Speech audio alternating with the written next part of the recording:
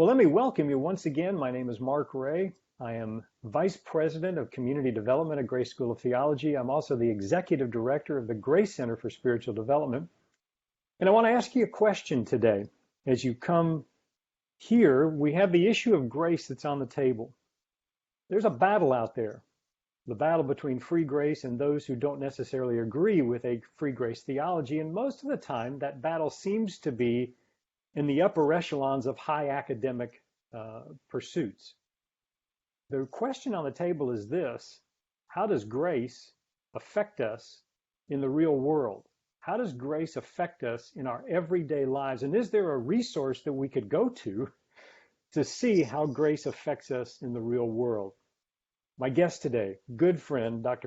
Chay. He is an author, he is a pastor, he is the dean, the academic dean at Grace School of Theology. I've known him quite some time. Actually, I've known him a long time through my brother as well, Scott Rae. And it's great to have you, Dr. Chay, here. Thanks for coming and being a part of this interview. I appreciate it. Mark, it is great to be here, especially to talk about a topic so wonderful and so fundamental to all of us as Christians.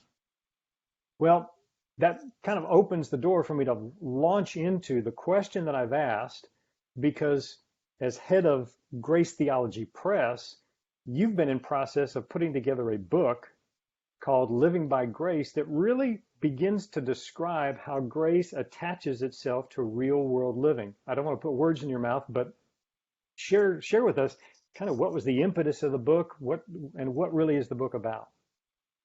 Well, for some people, when you say grace, they think it's about ready to eat dinner or something. It's just something you say at dinner, and that's great. But then some other people think, well, grace, that's that New Testament thing. Well, no, it's actually a Bible thing. I mean, you start from day one, literally with creation, and all the way through the book of Revelation, you see the hand of God, the grace of God upon the people of God in a variety of ways. And you're right, sometimes in seminary, yes, we talk about grace, we write theology books, and we talk about this lofty topic, and it's wonderful and marvelous. But it was never meant to stay there. It was always meant to be on the street. It was always meant to be something that impacted and affected everybody's life, and not just on Sunday morning at 11 o'clock, but every moment of every day. So I was sitting around one day and I thought to myself, there are a lot of books out there, and there's a lot of good books out there. But sometimes we end up writing theology books at a level that it kind of excludes people. And I thought, we need a book that talks about grace and how it impacts our everyday life. Having been a pastor for a number of years, working with people going through, real life problems and issues, they don't want a theological discussion all the time. They want to see grace in my life, and they want to know how to have the grace of God in their life. So I just thought, we need to do this. And so that's what we did. I thought, let me get some of my friends, put together some chapters that might talk to real live people and real live issues, and I think we've got a good one. So I'm going to get to that in just a minute. Your friends, the authors, and the topics, we'll get to that in just a minute. But does that really then, what you just described, does that give us a purpose for why this book is so important to have been written and so important to be published? Because it's applicable to every day. Yeah, I think it's important that it's going to be published because if I use the word normal people, nobody be offended, regular people, non-academic people, just most of us trying to work our way through life and finish the race and run the race and keep the faith, we need to understand how the grace of God operates inside my life and how, ministering through the Holy Spirit, I can experience the hand of God, the grace of God in my life, whether I'm a pastor, a preacher, an evangelist, an apologist, a welder, a bookkeeper, a librarian, or anything else. So, yeah, this is the most relevant book I think I know about. So let me dive into the scriptures for just a minute. We see salvation by grace through faith. Grace then is not just an issue for salvation. What you're saying is, through the publishing of this book, grace is an issue that affects us every single day, and it is for salvation, but it is also an anchor piece for our sanctification. Now, there you go, using those big theological words. We're trying to keep it simple. All You're right, taking bring it us simple off. for me. Bring it But no, simple you're for right. me. You're right. Grace of God is the anchor. It's the foundation for what we call justification. Absolutely. But it's also the anchor to how to live the Christian life. We call that sanctification, right? So it's the grace of God. It's his gifting. It's his kindness. It's his mercy. It's his willingness to be present with me that is the power.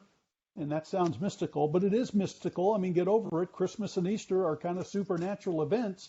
Well, the fact that I've become a Christian is a supernatural event, and the Spirit of God indwelling me is a supernatural event. And all of that comes about because of the nature of God that is pure grace. Well, and it's not only a supernatural event, it's an everyday event. It is a moment by moment event. That's how significant this topic is.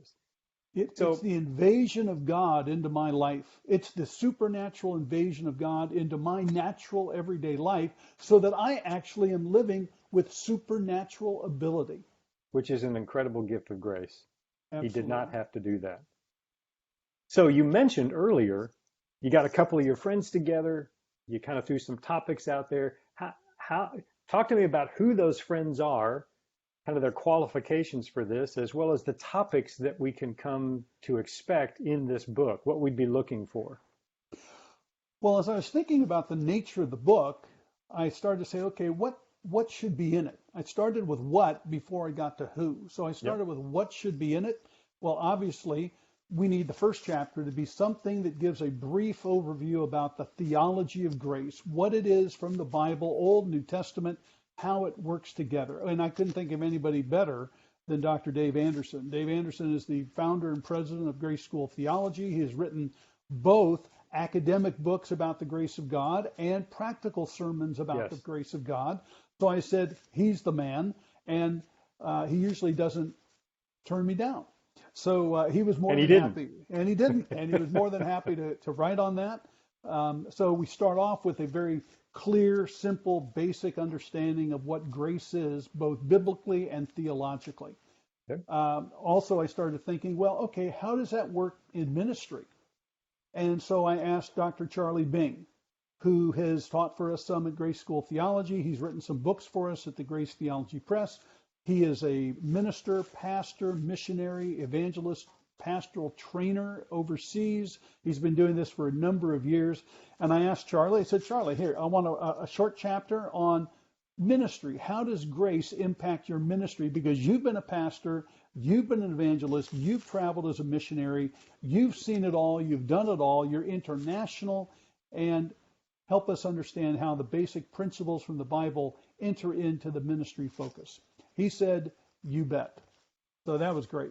Hard to And turn then Fred Chay down. You know that's a spiritual gift. that. Spiritual gift. So then I thought, okay, well, what about the 99% of the people who have jobs? They're not pastors. They're not in the ministry. They have a vocation. They have a job. They have something they go and they do 40, 50 hours a week. How does the grace of God impact them? And so I thought for a while, and I realized, well, hey, that's you, Mark Rae, because you've been in the business world, you've been in the ministry world, you've been all around church, parachurch as a pastor, as a parachurch leader, and all of a sudden I realized, well, hey, there's somebody he's seen it all, he's done it all, and so I came to you, and of course, you didn't turn me down either. So then I thought, well, that's all well and good, but then what about the home? How does grace function at home? It's not just thank you for the food, amen. It's got to be evident in your life. It's got to ooze through the pores of your life, because when you're at home and you're married and your kids, they see stuff that nobody on Sunday morning ever sees. Yep. And so I thought, well, how do we get it on the table? How do we bring grace to the table in the family? So I know a lot of people who could have written this chapter, and they would have done a very good job. But I thought of someone particular for one reason. He has 8 children. And if you got 8 children, you got to have grace or something. And so he's not only got 8 children and grace, he's got a great wife. So I asked Phil Congdon, who is a pastor. He's been a missionary. He's been an educator. He has taught for me at Grace School of Theology in a pastoral ministry course. He goes every year to Australia and New Zealand to teach and to preach. Once again, here's a missionary, evangelist, pastor, and frankly, when you read some of the things that Phil has written, he's a really smart guy.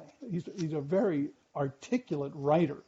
So I went to Phil and I said, Phil, I don't need you to write a theological tome. I need you to talk to us about how does grace work in a family this large. And in fact, he came from a very large family as well, and most of his brothers were pastors along with his dad. So this guy's got family down. So I said, Phil, this is what we need. And he kind of metaphorically tilted his head and looked at me, and he said, really? And I said, absolutely. So he said yes.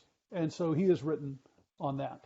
And then I thought, okay, we don't live in a vacuum. We're living in a context, and in America, especially today, we're living in a context that is very polarized along the area of racism.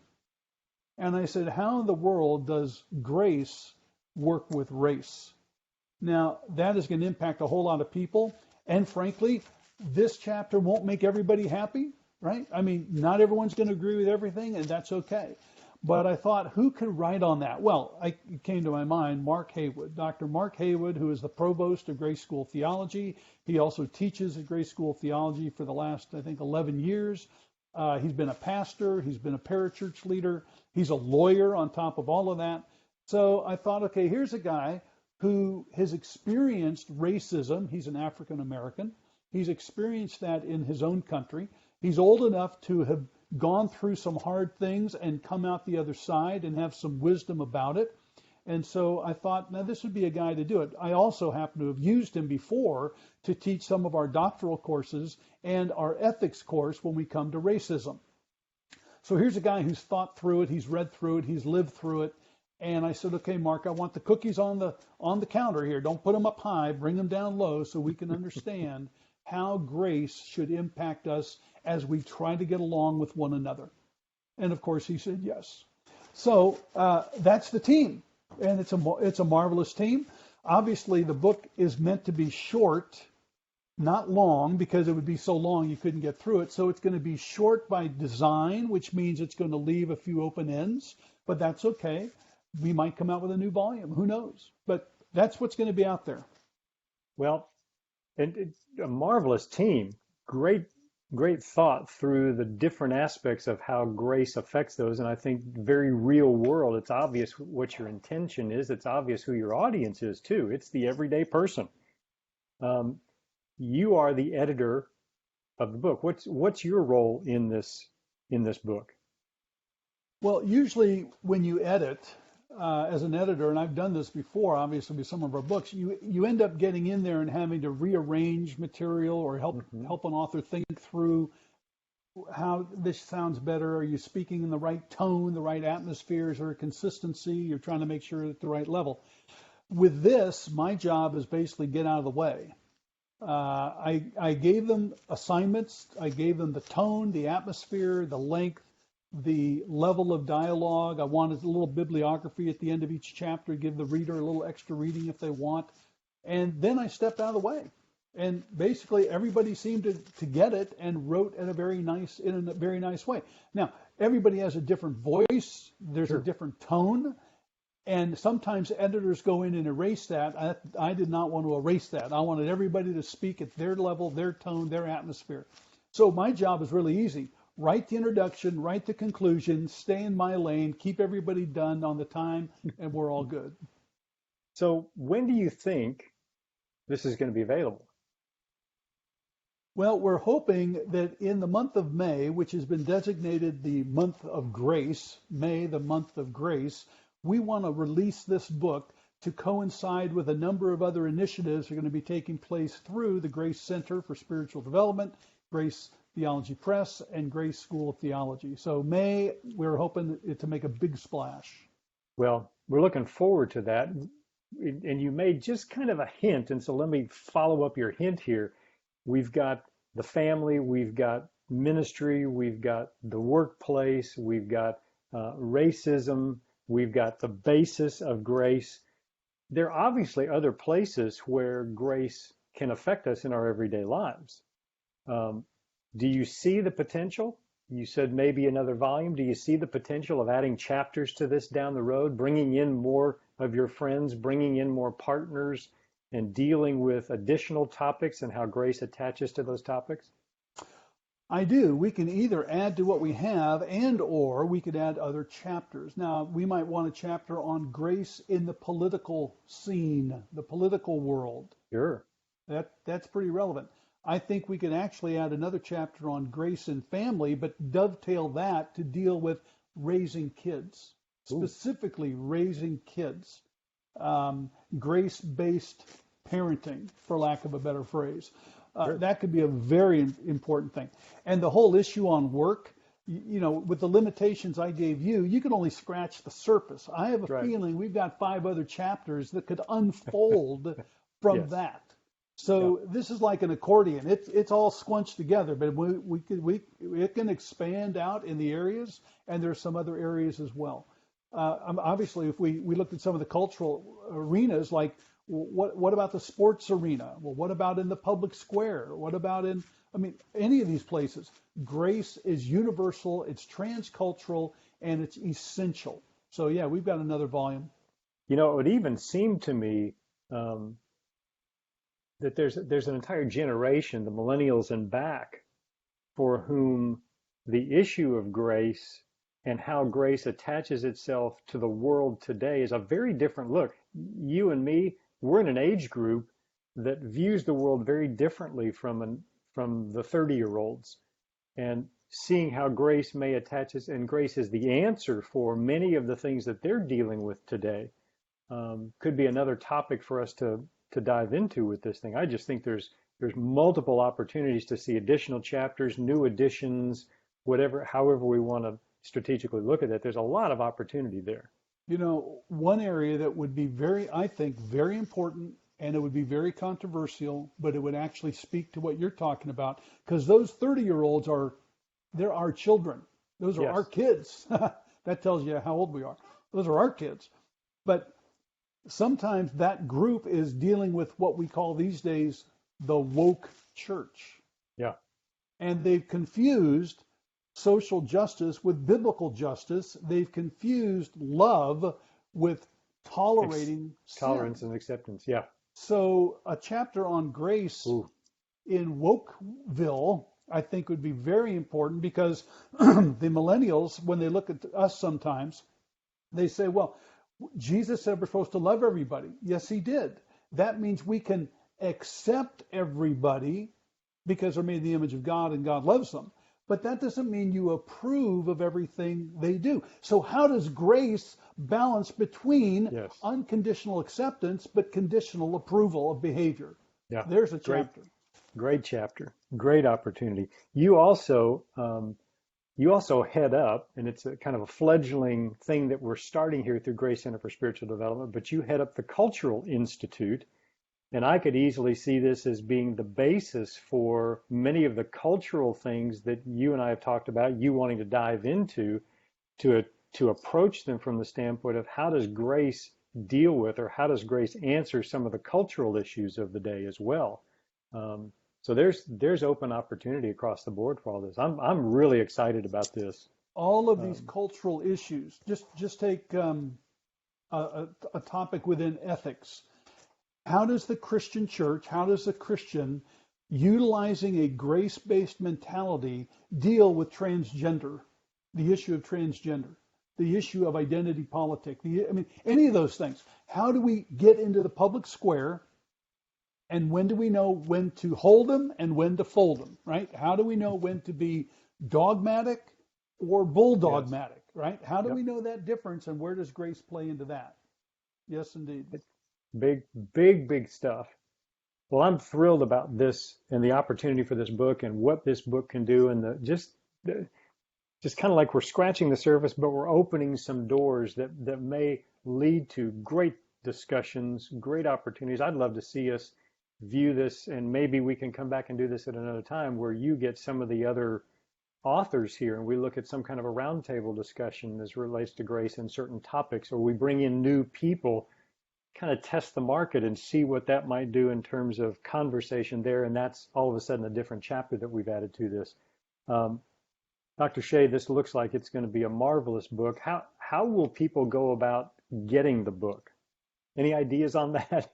I know we're looking to publish potentially in May, but how do you see people getting their hands on this? Well, these days, like everything, it seems like Amazon is ubiquitous. It's everywhere. It's omnipresent.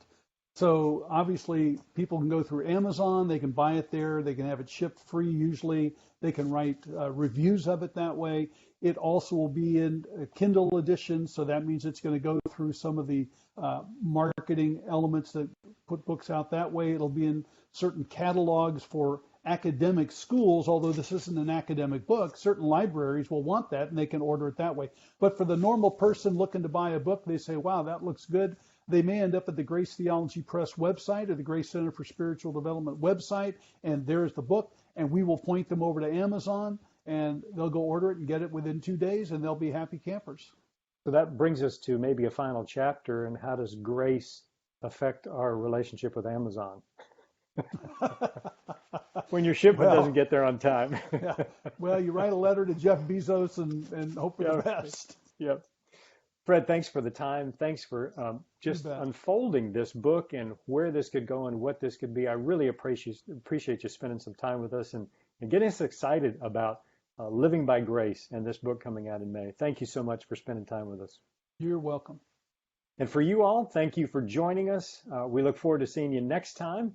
And we're actually going to be looking at having a number of the authors of Living by Grace in some of these interviews as well. So we look forward to seeing you then. Thanks so much for joining us.